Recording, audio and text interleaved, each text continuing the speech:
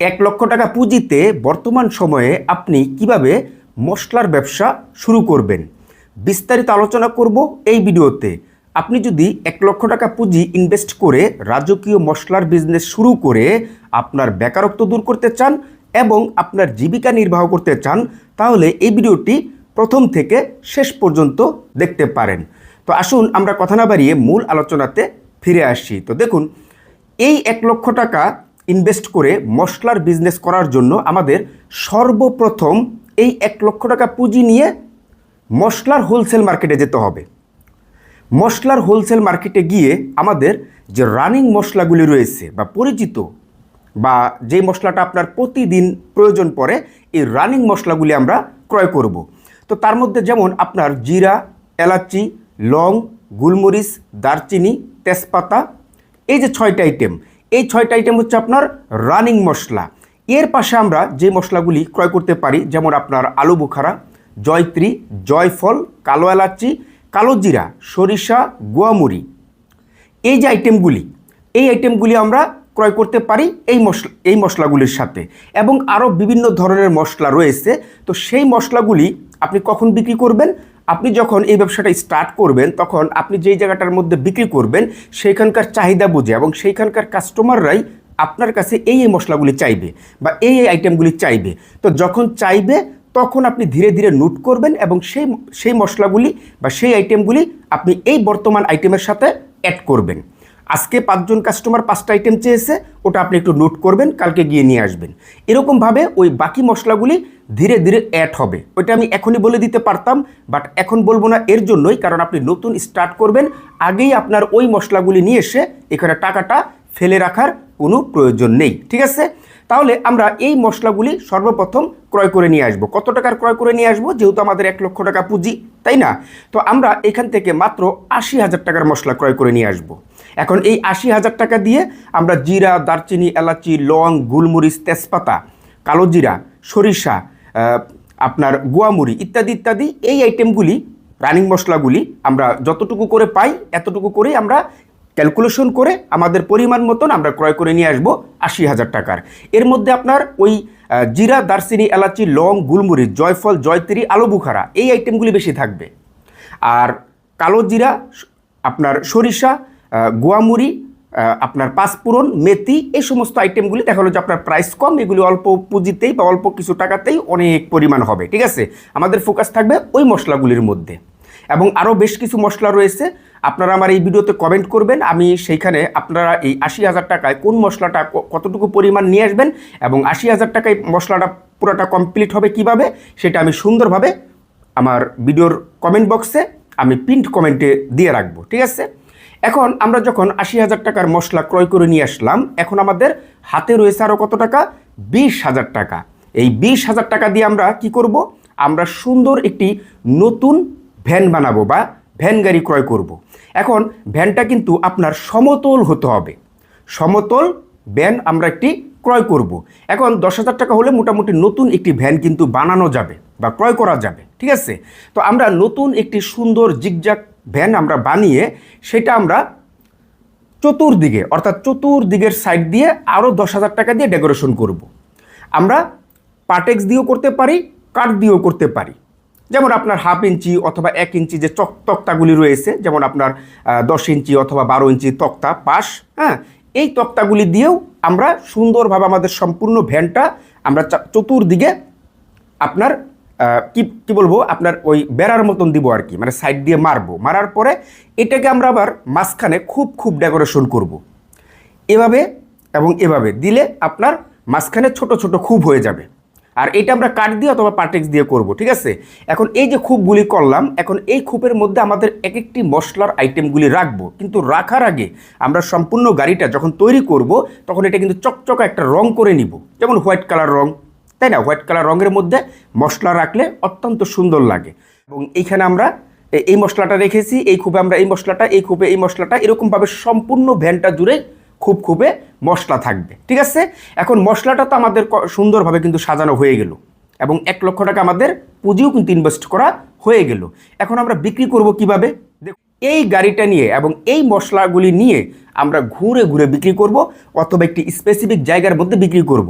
For example, আপনি শহর থেকে ব্যবসাটা করবেন, তাহলে শহর এলাকায় আপনি যে কোনো একটি স্পেসিফিক জাঁকজমট বা জনসমাগম যেখানে বেশি এরকম একটি স্পেসিফিক জায়গা চুজ করেন এবং সেইখানে আপনার ভ্যানটা নিয়ে আপনি প্রতিদিন দাঁড়িয়ে দাঁড়িয়ে বিক্রি করবেন। যদি আপনি নিশ্চিত হন যে এইখানে দাঁড়ালে বা এখানে বিক্রি করলে আমার ভালো পরিমাণের একটি সেল হবে সকাল থেকে রাত পর্যন্ত, তাহলে আপনি এখানে বিক্রি করতে পারেন। ঠিক আছে, কিছু পরিমাণের অর্থ আপনি সেখানে দিলেন যে যিনি ফুটপাতের মালিক রয়েছে। এবং আপনি যদি স্পেসিফিক জায়গায় বিক্রি করতে না চান, সেক্ষেত্রে আপনার এই গাড়িটা নিয়ে আপনি বিভিন্ন জায়গায় ঘুরে ঘুরে বিক্রি করতে পারেন। অত্যন্ত সুইটেবল একটি ব্যবসা হতে পারে আপনার জন্য। ঠিক আছে, তো সেক্ষেত্রে দেখা গেল যে আপনি এখানে 1 ঘন্টা বিক্রি করলেন, আরেক দিকে 1 ঘন্টা গিয়ে বিক্রি করলেন, আরেক জায়গায় আপনি একটু মানুষ বেশি দেখলেন, সেখানে গিয়ে আপনি 1 ঘন্টা বিক্রি করলেন, মহল্লার মধ্যে ঢুকে ঢুকে আপনি বিক্রি করলেন। হ্যাঁ, আপনার যেখানে ভালো লাগবে আপনি সেইখানেই ঘুরে ঘুরে বিক্রি করবেন এবং মানুষ আপনার এই সুন্দর ডেকোরেশনের প্রত্যেকটা মশলার আইটেমগুলি দেখবে, যার যেটা ভালো লাগবে সে সেটা ক্রয় করতেছে। আমি আপনার জিরার কালেকশনটা দেখলাম, আমি বললাম ভাই আমাকে 100 গ্রাম জিরা দিন, আরেকজন আপনার কাছ থেকে এলাচি নিল, আরেকজন আপনার কাছ থেকে আলু বুকরা নিল, আরেকজন আপনার কাছ থেকে কালো জিরা নিচ্ছে, আরেকজন সরিষা নিচ্ছে, আরেকজন তেজপাতা নিচ্ছে। যার যেটা প্রয়োজন সে সেটা নিতেছে, আপনিও খুচরা পর্যায়ে সারাদিন এইভাবে এই মশলার আইটেমগুলি বিক্রি করতেছেন। এবং আপনি যদি গ্রাম থেকে ব্যবসাটা করেন, তাহলে আপনার গ্রামের হাটের মধ্যেও আপনি স্পেসিফিক একটি জায়গার মধ্যে নির্দিষ্ট একটি জায়গা ভাড়া নিয়ে সেখানে আপনি আপনার এই ভ্যানটা নিয়ে বিক্রি করতে পারেন সকাল থেকে একদম রাত পর্যন্ত। আবার আপনি ভ্যান নিয়ে বাসায় চলে আসলেন। আবার যদি আপনি হাটে বিক্রি না করেন, তাহলে দেখা গেল যে আপনি বিভিন্ন গ্রামের বিভিন্ন জায়গায় গ্রামের মধ্যেও কিন্তু আপনার বিভিন্ন মহল্লা রয়েছে, এই গ্রাম থেকে আরেক গ্রাম, আরেক গ্রাম থেকে আরেক গ্রাম, এরকমভাবে আপনি ঘুরে ঘুরেও বিক্রি করতে পারেন। আবার গ্রাম এলাকায় সাপ্তাহিক হাট রয়েছে, 7 দিনে 7টা হাট রয়েছে, আপনি 7 দিনের 7টা হাটের মধ্যেও বিক্রি করতে পারেন, তাহলে আরও ভালো হয়। আপনি 7 দিনই বিক্রি করতেছেন এবং 7 দিনই আপনি জাঁকজমট পজিশনে বিক্রি করতেছেন, কারণ একটি হাটের মধ্যে হাজার হাজার মানুষ কিন্তু হাট করতে আসে, তাই না? তো আমি কিন্তু আপনাদের বিক্রি করার অনেকগুলি প্রসেস কিন্তু সুন্দরভাবে বলে দেওয়ার চেষ্টা করেছি। এখন আমরা যদি আসি যে এই মশলার ব্যবসা আপনি যদি শুরু করেন, তাহলে এখানে আপনার সম্ভাব্য যে একটি মুনাফা সেটা কি পরিমাণ হতে পারে, তাই না? তো দেখুন, আমি আপনাদেরকে সবসময় বাস্তবসম্মতভাবে বোঝানোর চেষ্টা করি। আমি কখনোই আমার দর্শকদের উদ্দেশ্যে কোনো প্রকার ভুল তথ্য অথবা লোভনীয় চটকদার এই সমস্ত কথা বলার চেষ্টা করি না। আমি বাস্তবসম্মত আমার দর্শকদের আইডিয়া দেওয়ার চেষ্টা করি, যাতে করে তারা ওই ব্যবসাটা করে বাস্তবসম্মতভাবে আয় করতে পারে, তাই না? এবং লস সম্পর্কে আমি অবগত করে দিই। তো যাই হোক, এখন কথা হচ্ছে যে দেখুন, এই যে আপনার যে মশলার আইটেমগুলি আপনি নিলেন, যেমন আমরা যদি প্রথমে আসি রানিং মশলার মধ্যে, আপনার দারচিনি, লং, গোলমরিচ, এলাচি, জিরা, তেজপাতা, এখানে আপনার 6টা আইটেম হচ্ছে, তাই না? এই 6টা আইটেম থেকে ধরেন আপনি 500 গ্রাম দারচিনি বিক্রি করলেন সারাদিনে। আমি কিন্তু 1 কেজি 2 কেজির কথা বলতেছি না, অনলি অন হাফ কেজি মানে 500 গ্রাম।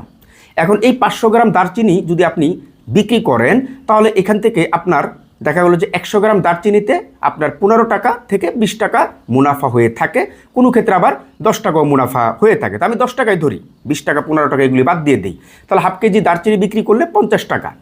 এখন আপনি যদি হাফ কেজি এলাচি বিক্রি করেন, আপনার 1 কেজি 2 কেজি বাদ, শুধুমাত্র 500 গ্রাম করে আমি দেখাচ্ছি, ঠিক আছে? তো 500 গ্রাম এলাচি যদি আপনি খুচরা পর্যায়ে বিক্রি করেন, তাহলে এখান থেকে মিনিমাম আপনি 200 টাকা মুনাফা করতে পারবেন, একদম সর্বনিম্ন 200 টাকা। তাহলে 200 এবং আপনার 50 টাকা 250 টাকা হচ্ছে।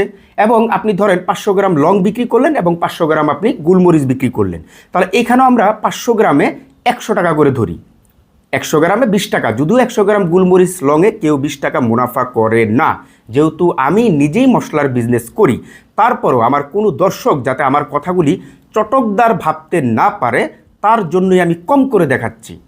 তো 500 গ্রাম লংয়ে যদি আপনি 100 টাকা মুনাফা করেন, 500 গ্রাম গোলমরিচে যদি 100 টাকা মুনাফা করেন, তাহলে এখানে 200 টাকা, অন্যদিকে আপনার 250 টাকা, তাহলে কত হচ্ছে 450 টাকা। এখন আপনি 2 কেজি জিরায় কয় টাকা মুনাফা করবেন? দেখুন, 100 গ্রাম জিরা খুচরা পর্যায়ে বিক্রি করলে আপনার 20 টাকা মুনাফা হয়, 15 টাকা মুনাফা হয়। আমি এখানে 10 টাকা করেই ধরি, তাহলে 1 কেজিতে 100 টাকা, 2 কেজিতে 200 টাকা, ঠিক আছে? এবং 200 ওইদিকে 450 অলরেডি হয়ে গেছে। এবং অন্যদিকে আপনি ধরেন 500 গ্রাম তেজপাতা বিক্রি করলেন, তাহলে 500 গ্রাম তেজপাতায় আপনি 100 টাকা মুনাফা করলেন, তাহলে 100 টাকা আর ওইদিকে আপনার 650 টাকা, তাহলে কিন্তু এখানে 750 টাকা কিন্তু এই যে 6টা আইটেম, এই 6টা আইটেম থেকে 750 টাকা চলে আসতেছে।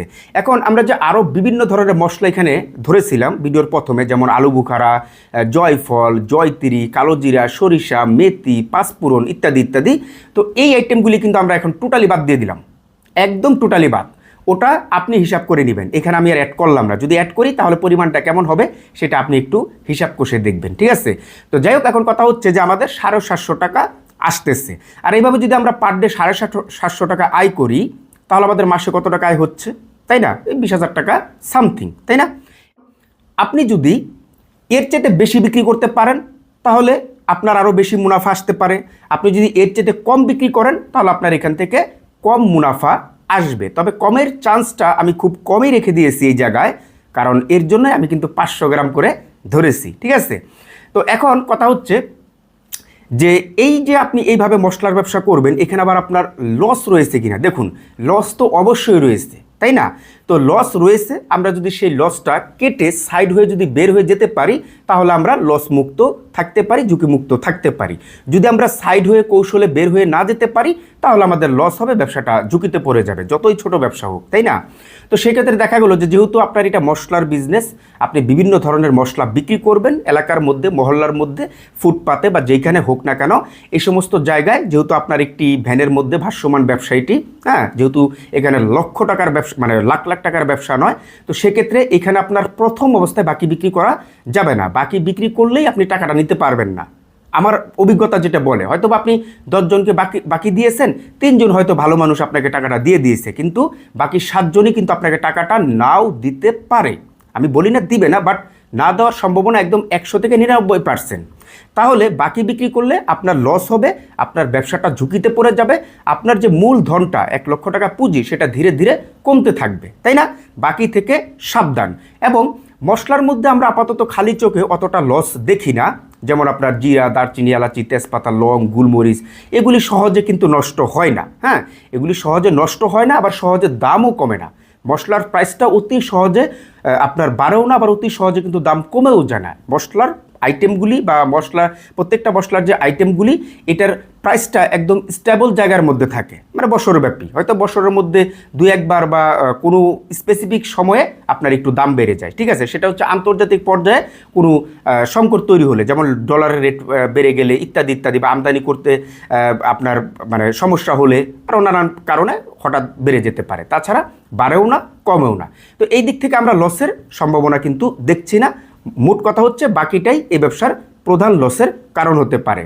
তো এই ভিডিওতে আমি আপনাদেরকে যেভাবে সুন্দরভাবে 1 লক্ষ টাকা পুঁজিতে রাজকীয় মশলার বিজনেস আইডিয়া শেয়ার করেছি, এই ব্যবসাটা যদি কোনো বেকার ও তরুণ ভাইরা শুরু করতে পারেন, আমি আশা করি যে এই ব্যবসাটি করেও আপনি সুন্দরভাবে আপনার জীবিকা নির্বাহ করতে পারবেন এবং আপনার বেকারত্ব দূর করতে পারবেন। এক কথায় যদি আমি উত্তর দিই আমার অভিজ্ঞতা থেকে, সেটি হচ্ছে যে এইভাবে যদি আপনি বিজনেসটা প্রপার গাইডলাইন মেনে যদি সুন্দরভাবে করতে পারেন এবং আপনি যদি লজ্জা না পান, তাহলে এই ব্যবসা করেও আপনি বড় একটি ব্যবসার স্বাদ নিতে পারবেন। তো আপনারা যদি এই ভিডিও থেকে উপকৃত হন তাহলে অবশ্যই এই ভিডিওতে একটি লাইক দিবেন।